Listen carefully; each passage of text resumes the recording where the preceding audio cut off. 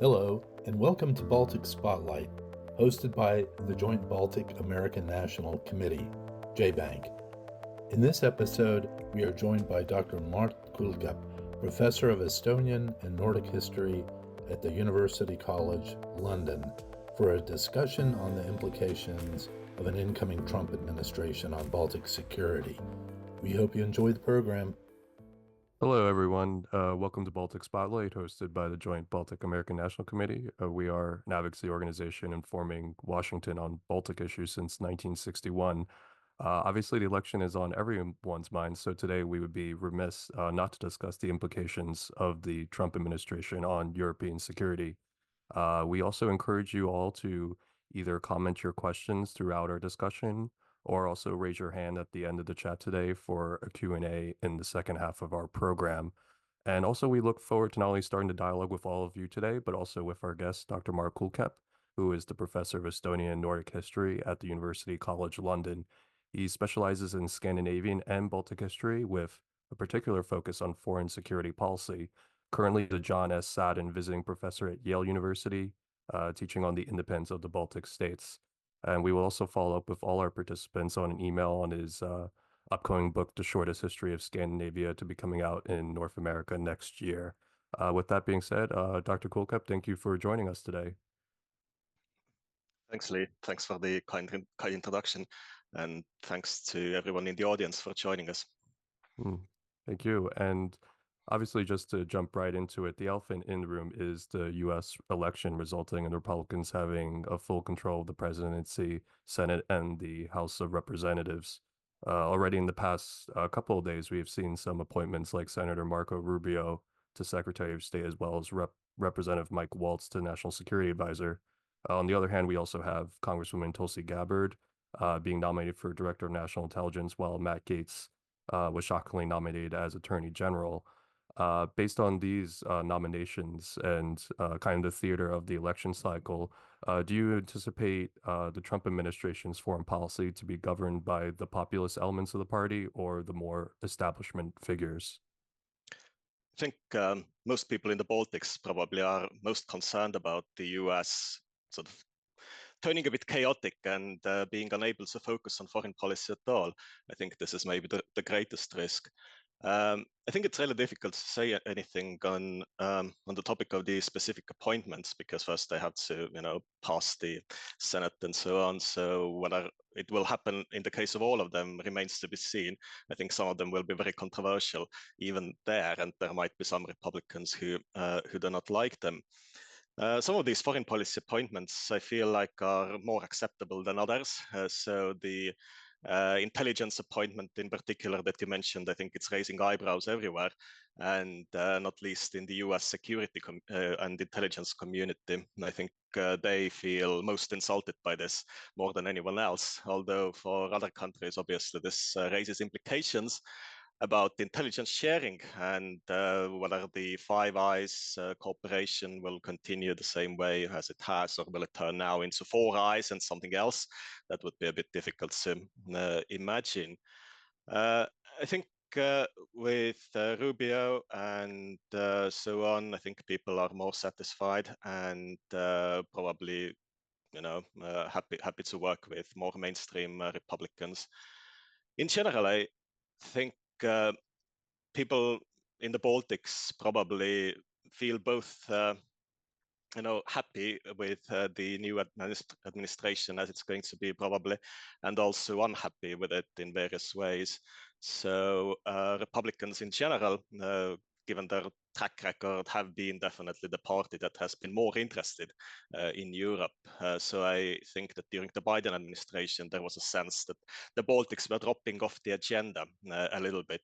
And of course, people were never quite entirely happy about the level of attention Ukraine and the Russian war against Ukraine was getting from the US, given what the US is actually capable of. So I think there are some hopes around this maybe changing. And the previous Trump administration, for all its problems, I think the Baltic diplomats, rather liked it better in some ways, because there were some aspects that went with the sort of more traditional Republican policies. There is also the good thing that now when the US has entered the new era of oligarchs, and Elon Musk seems to be the grey eminence behind Trump. Again, like this is not particularly bad for Estonians who are really well known in the tax sector and are able to capitalize on that. Like for people like Musk, Estonia is not an unknown entity. It's not just any random place anywhere. That's what we believe anyway. So, that might be fine. Trump as well, I think during his last presidency, he was impressed with Estonian e-governance and cybersecurity and such things. So some of those arguments might still work today. But then there is, of course, the big problem, and the big problem is that Russia now feels it has been vindicated, because Russia heavily invested in getting Trump elected through election interference and maybe other means. We don't know whether this actually made a difference or not. At this point is probably not particularly relevant. I don't think that it is going to make any difference going forward in that sense. Of the election being overturned or anything like this, even that's unimaginable. On the other hand, Russia feeling like it's done its part and it should now expect something in return, because it's very transactional. This might mean that it feels like it's able to do something it wasn't able to do before in Europe. So there is a danger that Putin is getting the wrong strategic message out of Trump's election, and feels like he has now been given free hands to do something more. So I think it's really important for the new administration to put its foot down and assert quite clearly that this is not the case. Excellent. I think you mentioned before a couple of strengths the Baltic states have at the elite level. Many people in this room will be advocates for the Baltic states or future advocates for the Baltic states. With that being said, how do you think the Baltics have positioned themselves ahead of the Trump administration? In other words, one of my colleagues, what may be the strengths and weaknesses for the Baltics in relation to the new administration? Well, as I said, I don't think there are any particular weaknesses. I mean, the Baltic diplomats, as far as I know, not that I have any specific insight into that, I think they're probably fine working with Republicans. They would be more happy to work with, let's say, old school mainstream Republicans than they are happy to work with the new ones. But it is how it is, and they will make the best of the situation, I'm pretty sure. So I don't think, like, per se, anything has turned for the worse for the Baltics. I mean, many things probably will, turn for the worse for the Americans. So that's a whole different matter, Trump's domestic policy and whatever he's going to do in the United States. In foreign policy terms, though, I think the greatest danger is just Putin misreading what's going on. Or, is he misreading? There is probably a debate about this.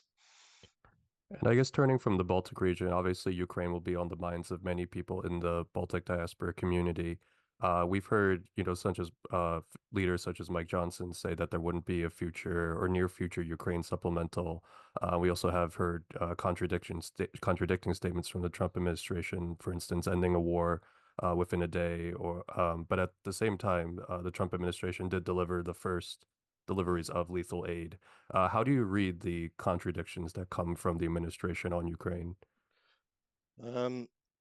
Yeah, it's difficult to read because, as you say, they are contradictory, these statements. Obviously, the war is not going to end in 24 hours. Trump said that he would end it in 24 hours even before being inaugurated. And, it has been 24 hours since he was elected, and even more. So, and it still hasn't ended. So I don't think this is going to work. I mean, he's probably going to try to mediate peace somehow and restart the talks and so on. I don't think that's going to work either, because Putin's aims haven't changed. Russia is still as maximalist as it was before. They are bent on destroying Ukraine as an independent state, and if they get to do that, the United States is going to look really weak. So this is how it is, and I think even the new administration has to accept that. And whether they want to send this message of weakness or not, it's up to them. But I don't think it's a good idea. there is the broader lesson in all of this for the Baltics and for the whole of Europe, which is obviously that Europe has to do more. And this was already the message that was sent during the last Trump administration, and a message that to some extent wasn't taken seriously enough because it was sent by Trump. And there was this general understanding that, Trump is just sort of flailing around and saying crazy things, and this was just one of the crazy things that he was saying. But this is actually obviously true.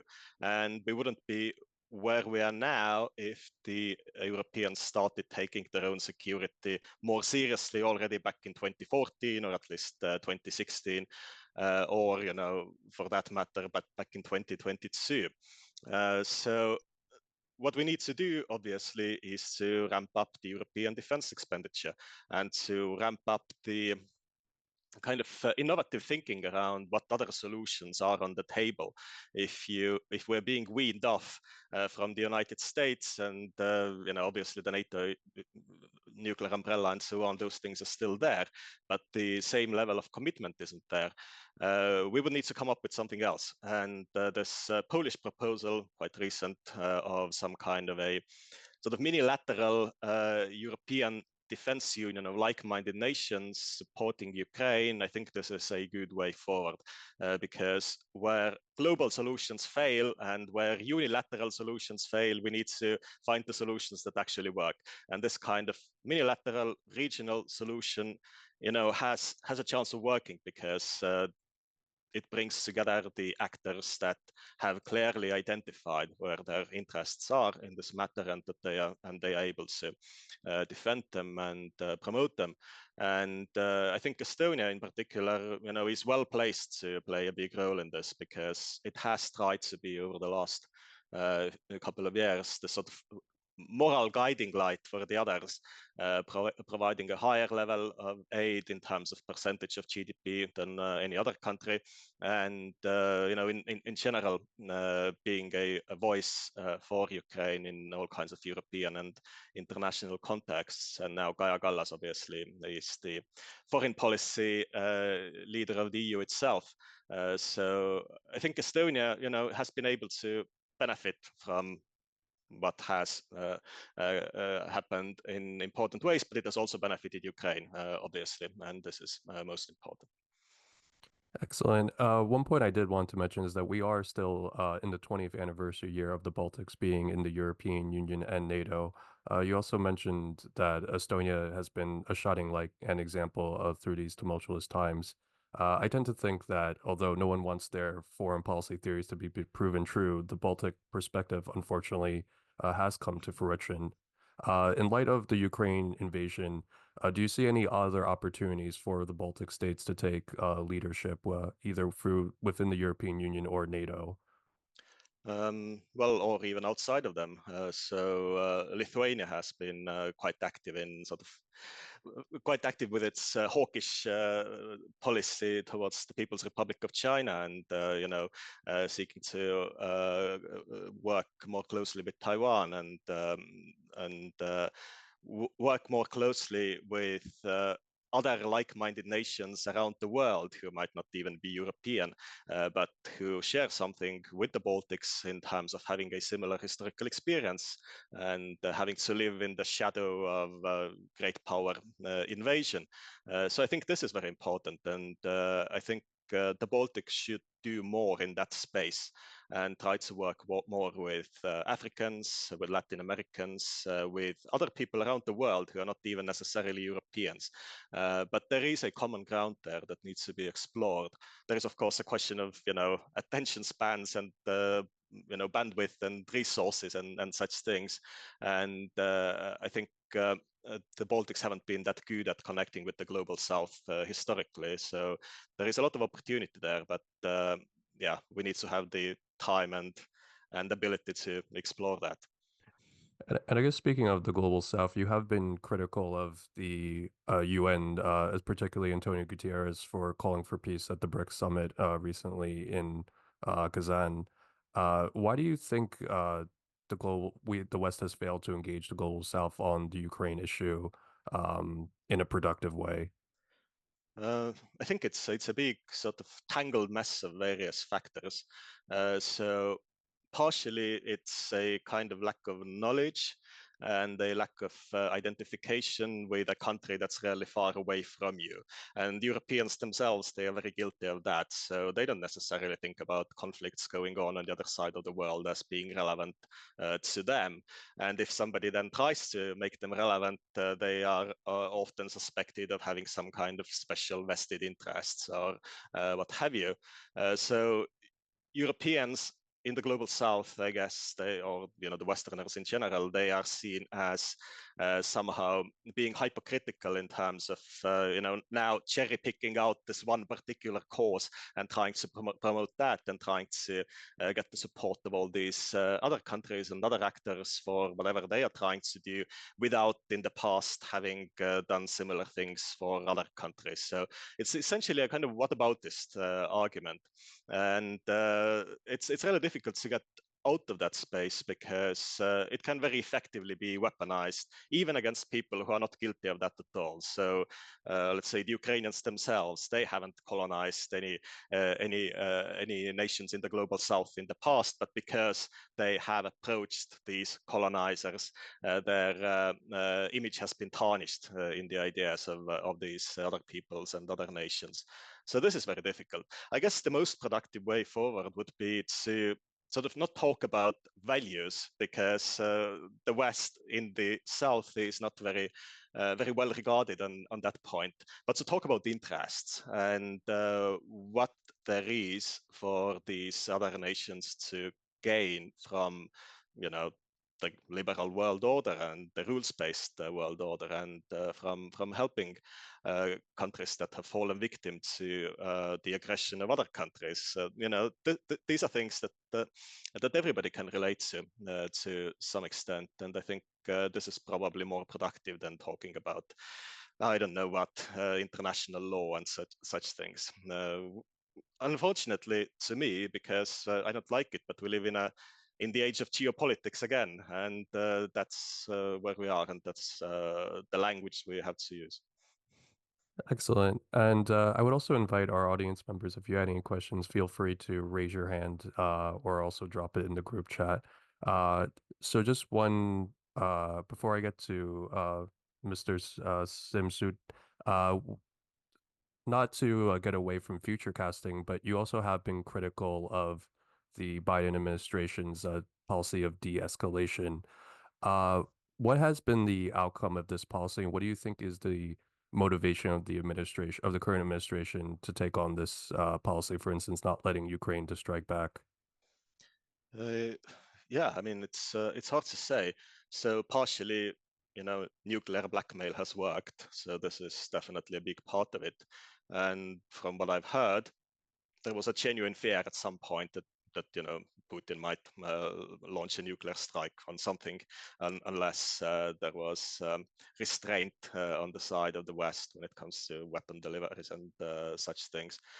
Another part of it might well be lack of resources and a general interest of pivoting towards China and putting all the resources there, or putting them in the Middle East with the Israel-Palestine conflict and so on. I mean, the problem with the de-escalation policy, obviously, is that it hasn't worked. So we haven't seen de-escalation. We have seen escalation. And the problem is that appeasement has now sent this message to Putin and to other possible nefarious actors like North Korea that actually they can do what they want, and the reaction of the West will be very tame and muted, and this is going to lead to further escalation rather than de-escalation.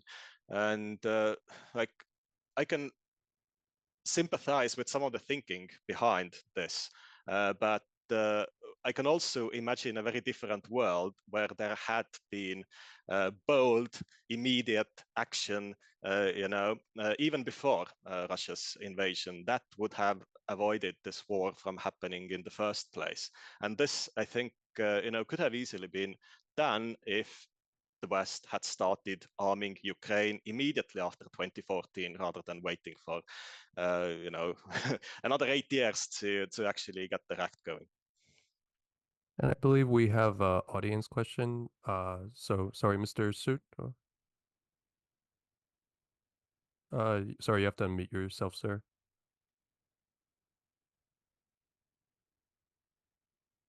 Or Carl, I'm not sure if you can unmute.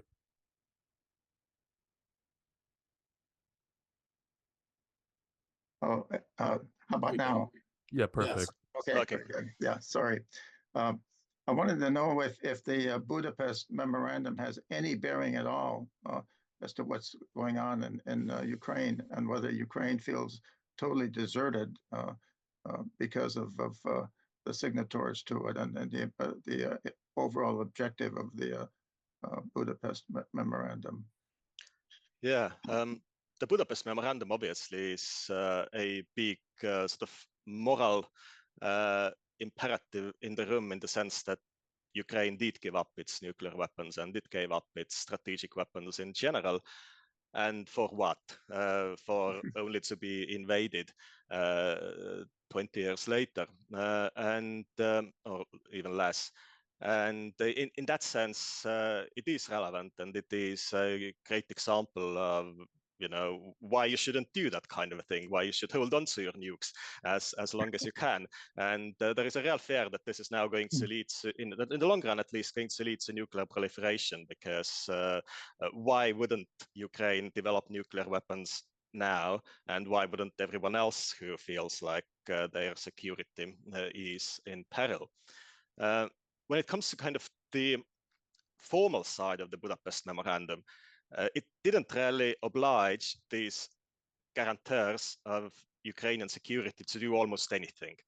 So Russia also guaranteed it, and well, now we know what it is doing. But the other countries as well, they only were obliged to hold some kind of consultations in the event of threats to Ukrainian security. And when the invasion began, Ukraine duly requested these consultations. I think the consultations took place and didn't lead anywhere. So the Budapest Memorandum was a really bad idea to start with, because it made one country to give up its strategic weapons and didn't make the other countries to basically do anything. On the other hand, we also need to go back to that point in history in the 1990s, and whether Ukraine had many other options then, because Ukraine at that time was trying to integrate as well as it could with the West, and one way of doing that was through showing goodwill and giving up the nukes. So it did fill a purpose back in the 90s, but it has now become a liability, and it is a kind of moral tarnish on the West that the West is not getting away from. I don't think it's going to be one of those things similar to certain things that happened before the Second World War. Thank you. Thanks for the question. Excellent. And we do have one comment in the here, and it's from Maya, and she asks, do you have any thoughts about the potential of using the concept of decolonization to align diaspora communities from the Baltics and global South in support of Ukraine? I've seen some talk about this idea in social media and academic circles, but it does not seem to be taking strong hold in comparison to Russian efforts to dominate the media space as anti-American colonialism in the global South. Yeah, I think it's potentially a very useful term to use, but we also have to keep in mind that Russia has been, or the Soviet Union before Russia, has been engaging for decades in propaganda efforts, trying to paint the Western countries as the colonizers, and they themselves as the friends of the colonized, rather than just another colonizer. There's a really weird sort of trope that it's somehow not real colonization unless you have a boat. Unless it's overseas, it's not real colonization. So all the European empires that colonized overseas territories, they are now guilty of colonialism. Russia, which colonized, areas adjacent to the core of the imperial territory, it's not the colonizer. And I think this is just one of those things that's really difficult for people to get away from, and to think about colonialism and colonization and decolonization in a kind of unencumbered way. So in that sense, maybe some new term would be better. Maybe we should go for imperialism rather than colonialism as a way of making this legible for others. But in general, I think like if you look beyond the particular sort of connotations and the sort of entrenched interpretations of this term, then obviously it is very relevant. And Ukraine in particular, could legitimately be called one of the main victims of Russian colonialism, not just now during these events that are ongoing, but for hundreds of years, because for hundreds of years it has been denied a separate Ukrainian identity. And it has fought back against that also for a very long time. And I always say that it's always great to work on an issue like this because there's a lot of flexibility in terms of the language you use depending on the audience, just because the Russian aggression, whether you call it imperialism or colonialism, is always a net negative. And I see that Heikki has a question. Yeah, go ahead, sir. Greetings. So we've recently heard that Poland is considering about forming a alliance with other states in the region, particularly Nordic states, and with the United Kingdom to provide support to Ukraine in the event that the United States decides to withdraw or lessen its support for Ukraine. Do you see that there's any future in this proposed idea? Do you think that there's going to be any regional or European defense or support organizations that have formed during this presidency of Trump? Yeah, thanks. I don't think these are two alternatives. I don't think this should happen only in the case of the US decreasing its support and investment. I think we should do it anyway. Even if the US maintains its support on the level it's at, we should have done it already before these last elections. And as I said in the beginning, I'm a big fan of these regional and minilateral solutions when the larger multilateral or even global solutions don't work. If we have the United Nations that's paralyzed in terms of its Security Council, if we have the US turning now more isolationist, if the European Union is able to do only so much because it has Hungary in it that will vote against anything that might go further than a particular red line that Hungary has set for itself and everyone else. Why wouldn't we do that? We absolutely need to do that. We need to get together the like-minded nations, and we need to form some kind of a league to support Ukraine. I mean, you could, of course, say, well, should it be led by Poland? Should it not come from somewhere else, and so on? But I think these points are sort of academic, and we should just go ahead and do it, in my opinion, because any alternative is going to be worse. And on the other hand, like if we institute something like this might incentivize other countries to join as well. And we have seen this with many other forms of regional cooperation. Once you start cooperation, then once you show that the regional solutions work, there will be other ones who want to join you. And having a pro-Ukraine security community on the eastern flank of NATO, I just can't see any downsides to it. Also in terms of the Baltic Sea security, because now when Finland and Sweden are finally in NATO, we can treat the Baltic Sea region as a unified strategic space, which it rarely is. It can't be defended independently from doing it together with other countries. So yeah, I just think it's a really good idea. Yeah, make it a nuclear-free zone. Sorry.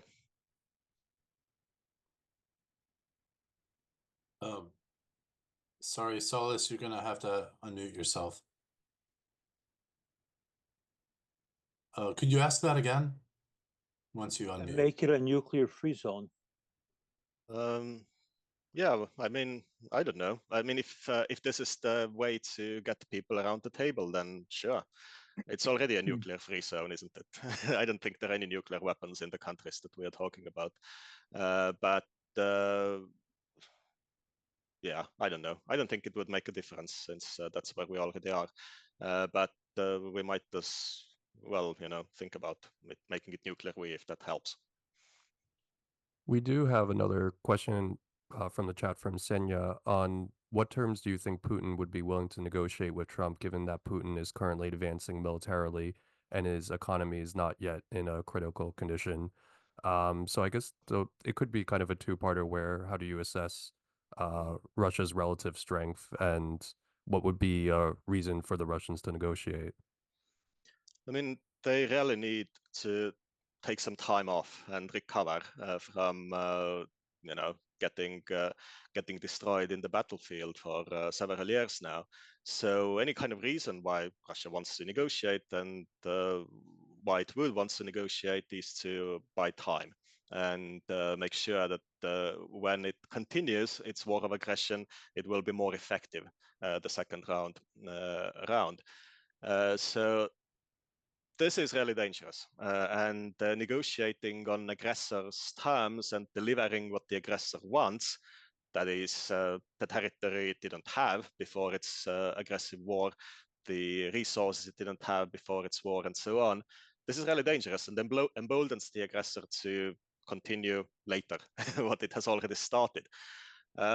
So there is a real concern that maybe the new American administration might fall into the trap of supporting negotiations like this, because certainly there are people in the new administration who believe that this kind of negotiations are possible and might deliver some kind of peace. But obviously it won't deliver any peace for the people in the occupied territories who are still living under occupation in horrible conditions. It won't deliver any peace for Ukraine either, because there is a general understanding on part of Ukrainians and also on part of most Russians and on part of everyone else that this war is going to continue. And we already had that. We already tried that after 2014, trying to freeze a conflict, and it only stays frozen as long as it is beneficial for the aggressor, and then they will unfreeze it and continue. And this is exactly what happened in 2022. So yeah, peace is not just any kind of peace. We need durable peace. And to get there, the peace needs to be just. It can't be an unjust peace. Excellent. And I know Carl reached out to me saying he had a question for you as well. Yeah, well, we've gone 35 minutes and we've covered a lot of ground, but we haven't covered enough ground. So we were talking earlier, or you were discussing the global South and challenges there, and it somehow reminded me of the Czech Republic's priorities in foreign policy some years ago, 10 or 15 years ago, was a BBC foreign policy. So they decided to just focus on three areas where they could make an impact, and that was Belarus, Burma, and Cuba. And I'm not sure if they still have a BBC foreign policy. I tend to think not, but it makes me think about that the Baltics picking and choosing. But so we've covered that ground perhaps a little bit. You were talking a little bit about the Nordic region and the Baltic Sea region, the larger region. I'd maybe like to hear more about that. But maybe more immediate concern is the trifecta of Belarus, Moldova, and Georgia, which you haven't touched upon yet. Belarus obviously is a neighbor of the Baltics. There are challenges with Lukashenko's, being the first dictator of Europe. Now he has competition, but Belarus, Moldova, the recent elections, and Georgia's recent election. So maybe I'd like to hear a little bit more about that. Where are we now, and maybe what are your thoughts or predictions? Yeah, I mean, these three countries are very different though from one another, and Belarus really is beyond hope at the moment. So when Putin falls, Lukashenko also will fall. But whether it happens any earlier than that, I have doubts. Right now, it is one of the worst dictatorships, really, not just in Europe, but anywhere. And in some ways, being a Belarusian dissident is more difficult nowadays than being a Russian dissident even. So Belarus, I don't think there is anything immediate that can be done. Moldova is in a much better place. So it just had elections, and they seem to be on a pro-European course just about, heavily dependent on the expat vote and people in the West essentially helping out their compatriots in actual Moldova, and they have their own grave security concern with Transnistria, obviously another frozen conflict. If Russia's war against Ukraine, ends up with Russia's defeat, as it should, then this will probably also get solved, and just as it would solve the Belarus problem.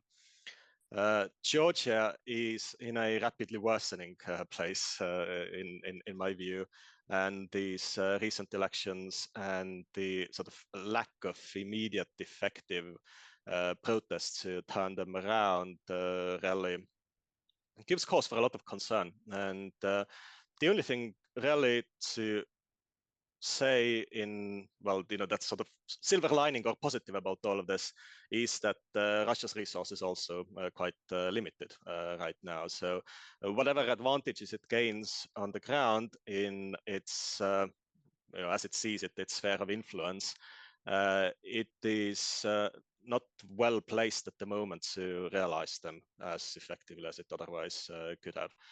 So election meddling, yes, but once the elections deliver the result that they're looking for, what are they going to do then? Are they able to capitalize on their success? Or is it like a dog running after a car and doesn't know what to do with it after it has caught the car? So this might be the case, but we don't really know. And I don't really want to predict anything about Russia because it is such a black box. We can't really see inside. Excellent. So again, just an invitation to anyone to ask any questions. We do have time for a couple more, but in the meantime, we do have a question in the chat from one of the Central Eastern European Coalition leaders, Mart Kuldkepp.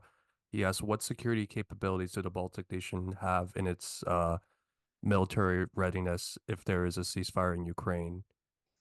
And then he thanks you, yeah. I don't know. Are these two things connected? I mean, is the idea that things would become more dangerous for the Baltics in case there is a ceasefire? That might well be, or things might get out of hand even if there isn't a ceasefire. So I don't think necessarily the Baltics need to fear a ceasefire for that reason. I mean, the capabilities are not there yet. They are improving. Estonia is finally going to get some proper air defense capabilities, mid-range, but still. Estonia has also invested in long-range capabilities, anti-ship missiles, also HIMARS. So we are working on this, and it is helped by increased defense budgets. Again, they should have been increased earlier in hindsight. I think Estonia maybe in particular got into this rut of being a bit of a security leader because we have always fulfilled the 2% military expenditure requirement that NATO members are supposed to fulfill. So it was easy to just do that and not think about further investment because we were already there as a kind of moral example for others. But obviously defending us because we are a frontline state and right next to the potential aggressor requires much more than just 2% of GDP. So, should have thought about this before, but on the other hand, it was difficult to build a domestic consensus around it. I think the other two Baltic states, they are catching up even more. Estonia at least kept its national service conscription. So we have in Estonia a substantial number of reservists able to take up weapons and start serving, which the other two Baltics necessarily have, because they put their money on developing sort of troubleshoot security, highly specialized, professionalized small forces that aren't actually able to do territorial defense. So they have to reintroduce that. I would say Finland really is the guiding light for all of us, because Finland has it all. And by having Finland in NATO, we have gained more than we maybe talk about now. This is really a big bonus for Baltic Sea security. Excellent. And the other thing I will add is, if anyone in the chat, which they should be interested in increasing security capabilities of the Baltics, JBANC always hosts its advocacy days, so stay tuned for that. As I don't see any questions in the chat or notifications from participants, I will take the prerogative to ask one last question on my end. Within the US, members of the Helsinki Commission will now kind of describe this new axis of evil with Russia, Iran, China, North Korea. From the administration itself, they see, I suppose, the kind of these new geopolitical rivals with a little bit more nuance. I guess, where do you fall on that spectrum? Do you see this as a new revisionist bloc, or do you see these as separate entities that need to be addressed differently? Yeah, I think it's a tactical alliance. I don't think it's a group of like-minded actors the same way as we might want to build in Northern and Eastern Europe. They obviously have everything to gain from working together with each other, but this alliance might well fracture once this is no longer the case. And one of the things that the West should be doing is actually trying to drive a wedge into it somehow. So, just as Nixon went to China, maybe we need to send Trump to China or somewhere else, and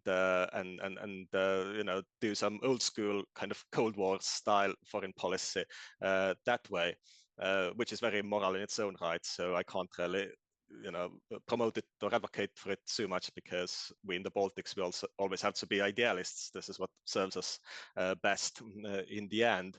But yes, so I don't think there is an axis of evil. I think there is a marriage of convenience or something like this. And it will last as long as it is mutually beneficial. And right now, it is going to be mutually beneficial, because Russia has things that the other ones want. They have know-how, they have,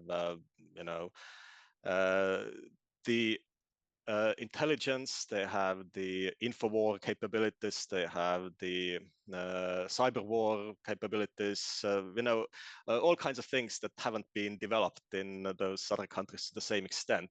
So even if Russia ends up being really poor and unable to, transfer any actual technology, or able to provide cheap hydrocarbons or whatever else, it will still have the information it can share, and this goes a long way. I think, yeah. Excellent. So we probably will have time for only one more question after the current one in the chat. So this is everyone in the audience's last chance to either raise a hand or drop a question. But our colleague Heikki asked in the chat, what lessons from the eastern flank of NATO do you think other members of the alliance will take on or adopt in the coming years? I think this is highly dependent on what else happens. Right in the beginning of this currently ongoing Russian invasion, there was a fair bit of talk about we should have listened to the Baltics, and the Balts, they felt like they should be going around shaking their fist and saying, "We told you so." But this just went away; it evaporated. And even when people said that we should have listened to you, it didn't mean that they are listening to us now. I think it's highly dependent on whatever else happens, and if there is a kind of development towards isolationism on part of the US, and Europe has to manage its own affairs more than it has been doing this far, I think people might start listening to the Baltics again, and this would only be a good thing for the Baltics and from our point of view. And other things might happen as well that we can't currently predict. So yeah, I'm a historian, by the way. I don't actually want to predict the future. I'm glad we established that at the end there. So I guess with that being said, I don't see any more questions in the comments in the chat. So I think that might be a natural endpoint for us. So maybe I'll hand it over to Carl just to give his last regards to everyone. And thank you, Dr. Kuldkepp, for all your comments today. Yeah, that was thanks for the questions. Thank you, Mart. Thank you, Lee, for moderating. That was a very important point, that we must listen to the Baltics. Although I know that most of us are the Baltics here on this chat. So you know, we know what the story is. We're preaching to the choir. But as Lee said, we have a chance to do more through the advocacy that JBANC and the Baltic communities do. Look for more information about our upcoming spring Baltic Advocacy Days in Washington. You know, transatlantic relations are so important. So we're glad to have somebody from over here right now, and over at Yale. So I'm glad to hear that you're there making an impact and teaching your students to listen a little better. So that's much appreciated. Thank you for listening to Baltic Spotlight. To stay up to date on upcoming spotlights as well as advocacy opportunities, follow us on Instagram at JBANC Baltics, Twitter at JBANC Chatter, or email jbank@jbank.org.